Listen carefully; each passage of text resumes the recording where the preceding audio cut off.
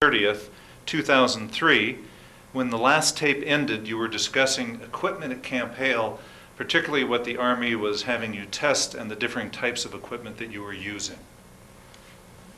We tested a lot of ski equipment. We tested some rock climbing equipment, and we also tested some clothing such as parkas. The Army did buy state-of-the-art skis. They were wooden, they were laminated, and they had steel edges. They were quite stiff though, and they were very lengthy. I think the shortest ones were about 7 feet and the longest ones about 7/6. We tried such things as bunny boots. They brought some felt boots that they thought we could use when we were out on bivouac in the wintertime, but we found that they got wet, and of course once they got wet, then they were cold. We also tested the ski boot, and they designed a boot that they thought we could both use to walk in and to use on the skis. It was a leather boot, very cold, and had a square toe. The binding we used was called a bear trap binding, and it was a type of binding that was adjustable so that you used one setting if you were doing cross-country work, and you used another setting if you were trying to use it downhill. You must keep in mind that prior to this time, the United States Army had never had a unit of special troops that were going to train to fight at high altitudes and in cold weather. We did not have any manual. We didn't have an equipment manual, so everything had to be done by experiment and, of course, by using some equipment from regular Army units. Our wool uniforms, of course, our pants and shirt and all were just like any other outfit, but we had special sweaters, we had special rucksacks that we carried instead of the old knapsack, and best of all, and the thing that really we used the most, were shoe packs. A shoe pack is a piece of footwear that's designed with a rubber bottom and a leather top. The rubber bottom kept your feet dry, and the leather top went up your leg almost to your knee. And in real cold weather, you could insert a very thick felt pad in the bottom of the shoe pack, and you could wear them very comfortably when it was, say, 30 below zero. In fact, we wore them all the time when I worked in the woods in Montana before I went into the service. Now, in March of 1944, there was a training exercise called the D series. Did you utilize much of that equipment in that training series? Yes, we did. We utilized all of it, and I should comment about the D series. We spent 3 weeks in the field, and we called it a tactical exercise because we could not, for example, build fires. Usually if we were just out bivouacking at night, we would cut dry limbs off of a tree or pick up dead wood, and we'd build a fire at night. You keep warm and you could dry out your socks or your gloves, things like that. But in the D series, we did not have fires. We used C rations most of the time, and you may recall that one can of C rations is wet and the other is dry. The dry package has in it, or can I should say, has in it crackers and that sort of thing. The wet ration had something like, say, hash or meat and beans, and if you left it out at night it would freeze. So you had to take the ration into your sleeping bag and sleep with it in the bag so it wouldn't freeze at night. How did your tents work? Were there problems, for example, with condensation? Yes, we normally slept in a mountain tent. 2 men slept side by side. It had a roof over it, of course, completely closed in, and the front of it could be closed in tightly, so that during the night, as you breathed, condensation would form on the inside of the roof, and when you woke up in the morning and brushed the top of the tent, you'd get all this ice down your shirt collar, down the back of your neck, or on your head and face. Tell me about the scope and the purpose of the D-series training exercises. I believe the main purpose of the D-series was to give each regiment a chance to maneuver and to create or simulate combat conditions. One regiment, say the 86th, would move out and would hold high ground, such as over near Ptarmigan Pass, and then another division, say the 85th, would attack and simulate an attack against that high ground. So it was actually a way to give the regimental commanders an opportunity to plan how they would take high ground, how they would deploy the battalions, and how they would use the artillery in support. What were the conditions like that year in March of 1944 when you were out on the D-series training exercises? It was winter time. There was a lot of snow on the ground. Snow was very deep. The weather was typical for March. We had heavy snows all that month, and as far as being out of doors, it was a typical heavy winter scenery, heavy winter conditions. After the D-series then, later that year in June of 1944, the Allied invasion of Normandy occurred. Yes, we were still at Camp Hale when they invaded Normandy. What was your reaction upon hearing of the Normandy invasion? Well, we were very delighted that they finally were going into Europe. They had discussed invading Europe for quite a long time before that. We, of course, were rather pleased that we weren't in on the landings because of the heavy casualties.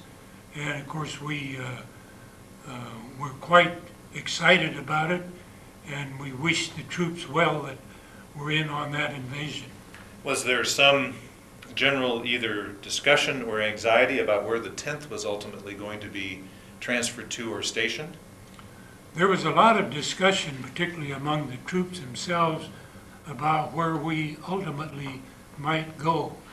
The most likely spot we thought was Norway, because Germany had taken over Norway. It was a country that was quite a ways north. They had long winters there. They had quite a bit of snow, and we felt that it was quite likely that we would go there. There also was some discussion about going to other parts of Europe, and there was some discussion possibly about using us somewhere in Asia, but we never were quite sure where that was going to be.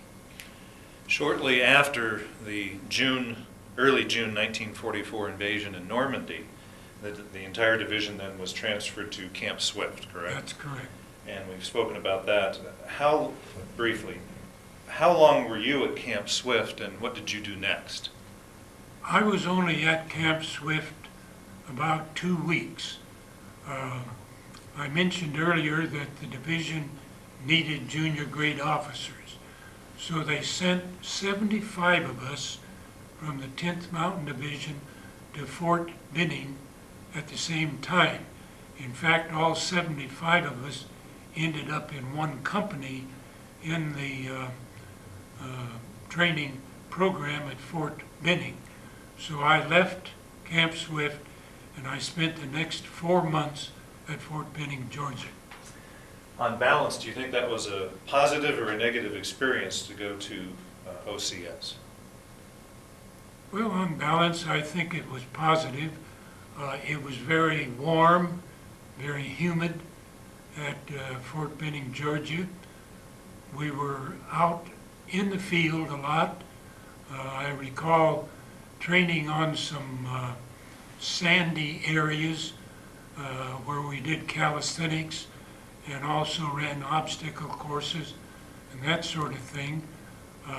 Toward the end of my stay there, along toward 1st of November, it got rather chilly and rather damp and cold, but I kind of preferred that to the hot weather.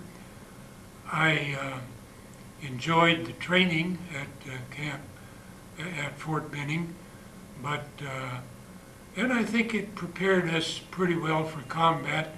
They gave us some tactical training, what we would do if we were commanding, say, a platoon, and how we would attack and take an objective.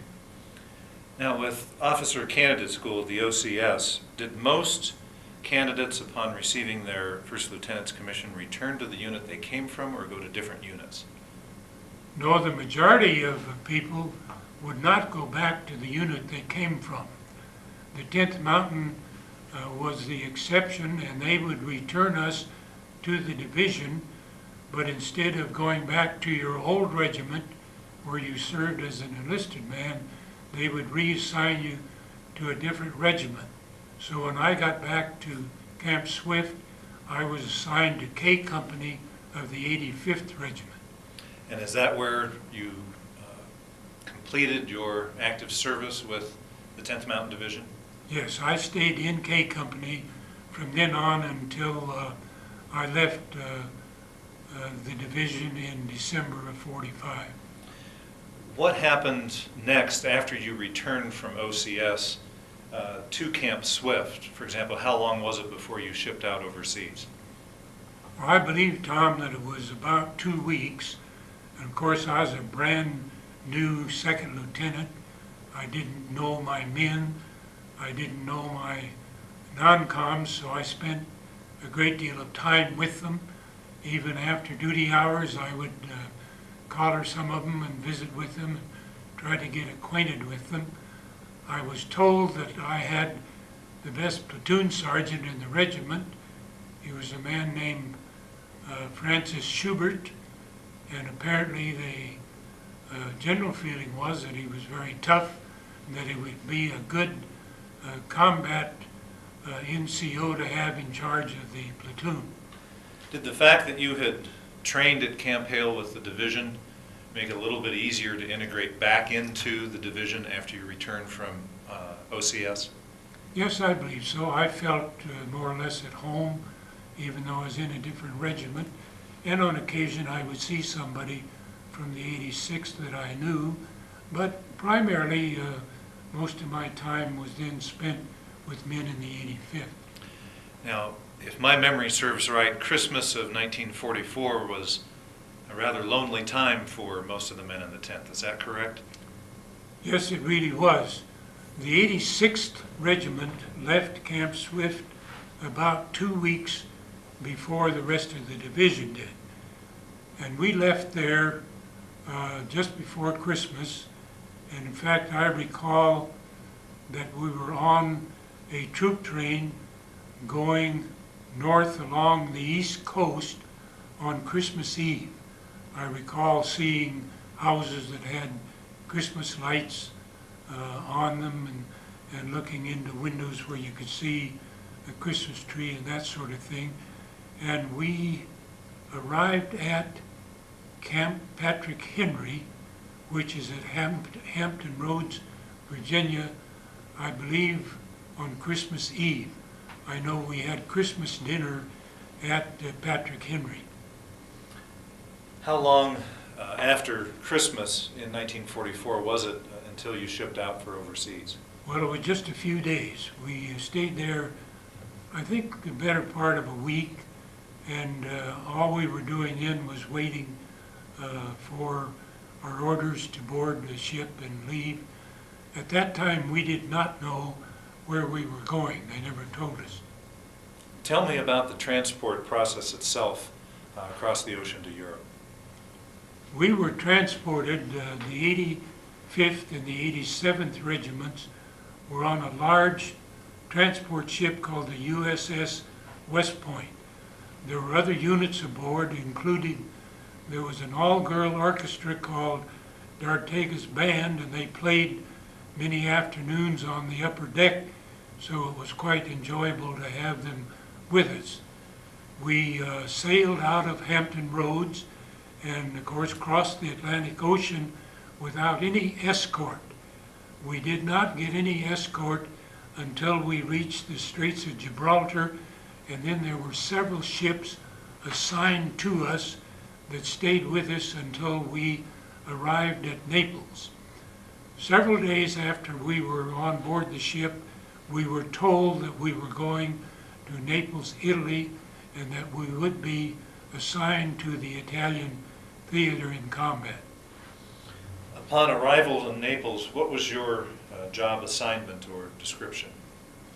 I was a first lieutenant in charge of the 1st Rifle Platoon of K Company. The platoon had 40 men and 1 officer in it, and we were part of the 3rd Battalion of the 85th Regiment, and I was in charge of the 1st Rifle Platoon. What are some of your first impressions, or what were some of your first impressions when the ship pulled into Naples Harbor? The first thing I noticed was that the harbor was a real mess. There were some ships sunk in the harbor, and you could see their spars and upper parts sticking out of the water. I recall some kind of a rank odor, like something old or rotten, along the dock where we got off. There were a bunch of Italian children on the dock, and they wanted candy or cigarettes or whatever you could give them. And also there were some Red Cross girls there that gave us some donuts and coffee. We did not spend any time in Naples. We got off of the big ship and walked around on the dock to another smaller ship called an LCI, which stands for Landing Craft Infantry. We got back on that boat, and we went by that boat to Leghorn, which is near Pisa in Italy. How long did you stay in the Leghorn area? We were only there a few days. We were in a bivouac area where we could see the Leaning Tower of Pisa through the trees, and when we were there we got issued our initial quota of ammunition and weapons and that sort of thing. We left our gas masks there, although we had taken them overseas with us, and I believe we left all of our skis at Leghorn. Where was your unit then assigned next? Our next assignment was at a little town called Prunetta. We were transported by truck to the Apennines. It took, I think, the better part of the day to get there over the Italian roads. And then we went into the town of Prunetta, and most of us were assigned to buildings, and some of us even lived in buildings where the Italian families were still there. Some people did stay in tents, and we stayed there for several weeks, as I recall it. Was there any combat action during that time? The only action was some patrols, and we took out some patrols several times. We also were warned that there were minefields in the area, although someone already marked them so that we were able to avoid them. What was the next assignment for your unit? Our next assignment was to a small Italian village of Antani, and our company was stationed at Antani, and there was a big ridge called Sierra Ridge, and on the other side of the ridge the Germans held that part, so we would patrol, and we had one raid on a town called Piancenatico. They formed a bastard company, my platoon and a rifle platoon from each of the other rifle companies and the weapons platoon of L Company, and we moved over there at night, and we were to attack at daybreak. I moved my platoon up over Sierra Ridge, and I got into position before it got daylight. The raid was not successful. Captain Cooper, our company commander, was in charge, and he seemed to be somewhat indecisive. He ordered the weapons platoon to fire some 60 mortars into the town, and he did so. At that point, the Germans were alerted to the fact that we were there, so we started receiving some fairly heavy artillery fire, and ultimately I got orders to withdraw and go back to Antani. And after Antani and that patrol and that attack, what was the next assignment for your unit? Well, we moved over and to a town called Vidiciatico and another little town called Corciola. My platoon was used to patrol. We patrolled the front of Mount Belvedere for almost a week. We were out every night, and one night we got nearly to the top of Belvedere. Our job was to try to locate the Germans and to try to locate such things as minefields. There were minefields in the area, but we never encountered any of them. What was the geographical conditions of the area like? It was mountainous, and Mount Belvedere was the next to highest terrain feature in that area. The tallest terrain feature was Riva Ridge, and whoever held Riva Ridge, of course, had good observation on Mount Belvedere and on the lower mountains that stretched on toward the Po Valley. Now, at this time when you're patrolling Belvedere, what is the date approximately? It would have been in February by that time. So late February? No, mid-February. I think we attacked Mount Belvedere on February the 19th. And was that your unit that was involved in that attack? Yes, it was 3rd Battalion of the 85th that attacked and took Mount Belvedere. The 1st Battalion of the 86th had attacked and taken Riva Ridge the day before, and they used their rock climbing and went up the cliffs in the back of the mountain and completely surprised the Germans. The Germans had no idea that the troops would approach that way. They thought the attack, if it came, would be from the front of the mountain. And Riva Ridge was necessary to take before the attack on Mount Belvedere. Yes, whoever held Riva had the best observation and could direct mortar fire, artillery fire on Belvedere or the valleys below there. Describe your unit and your role in the attack on Mount Belvedere. First of all, Tom, it was a night attack. Things were somewhat confused. It was very noisy and hard to keep contact even within your own platoon. And as we moved up toward the top of Belvedere, the Germans ultimately knew we were coming, and they fired their defensive mortar rounds, and there was a lot of mortar fire, particularly in the valleys where they thought we'd be approaching. So we got up on the higher ridges. We were told not to fire our weapons, so if any weapon was fired, we knew it was by Germans, and we finally took the top of the mountain using primarily hand grenades, and we got up there just to daylight and took over the top of Belvedere. Were there counterattacks by the Germans? Yes, there were several that day and for 2 or 3 successive days. Ultimately, though, those counterattacks failed and you were able to move further north towards the Po Valley, correct? Yes, other parts, the 87th took some of the surrounding mountains that were next to Belvedere, and then we moved down and took that entire chain of mountains within about a week. In the mid-April time period when your unit was involved in taking some of those mountains in that chain, was that when the attack on Hill 913 occurred? Yes. Yeah. Why don't you describe that attack, particularly your role and your unit's role? Well, at that time, we had been holding some ground near Casteldiano, and we received orders that we would move out about 8 o'clock, cross the valley, and take a little hill that was known as Hill 913.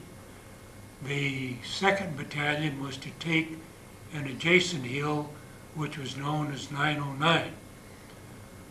The Germans had good observation of us as we crossed the open valley, and in fact we started receiving mortar fire almost immediately, and we started having casualties even before we started up Hill 913. At that time, our company was in reserve when we first started out, but we were later committed to be one of the attacking companies that took the top of the mountain. We finally got on top of Hill 913. I believe it was about 1 o'clock in the afternoon. Both K Company and I Company had lost quite a few people by that time, and the 2nd Battalion did not get on top of Hill 909, so we were receiving some fire from Hill 909. As far as your unit and the attack on Hill 913, what was the status of your platoon after the attack? Well, we had lost quite a few people, but the next morning they told us to move out and to go down the forward slope of 913 and continue on in a northerly direction. So we took off and went down off of 913, advancing toward the north, and we started receiving artillery fire almost immediately.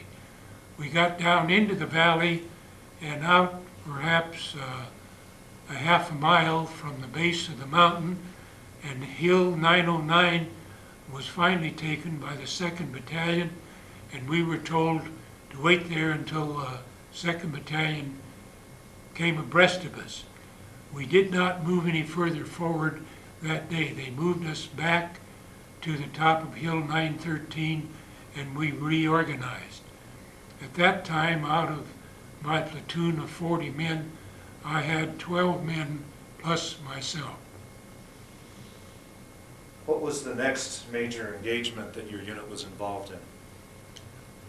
Well, the next major engagement was our move across the Po Valley.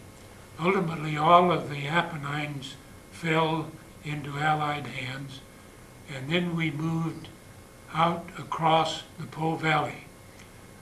At that point, one of the objectives of the division was to get to the Po River as quickly as we could so that the Germans couldn't set up a strong defensive position there.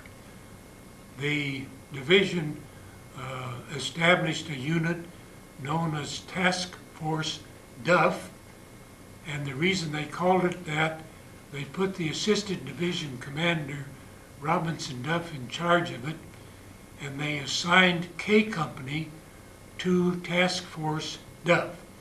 In order to move us quickly, they brought up some trucks, so we were all placed in trucks, and we proceeded north along a blacktop highway, and so we were moving along at a pretty good speed. We hadn't traveled very many miles, though. When the front of the column was fired on, we could hear automatic weapons, and the task force stopped. After about 15 or 20 minutes, I received an order to bring my platoon forward to the front of the column.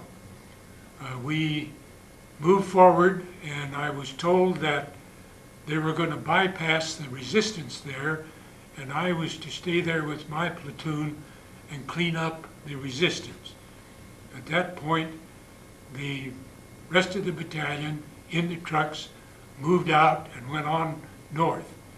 My platoon went in to a kind of a crossroads where there were some buildings, and it looked to me like it was a message center that the Germans were using, and there were also some vehicles there.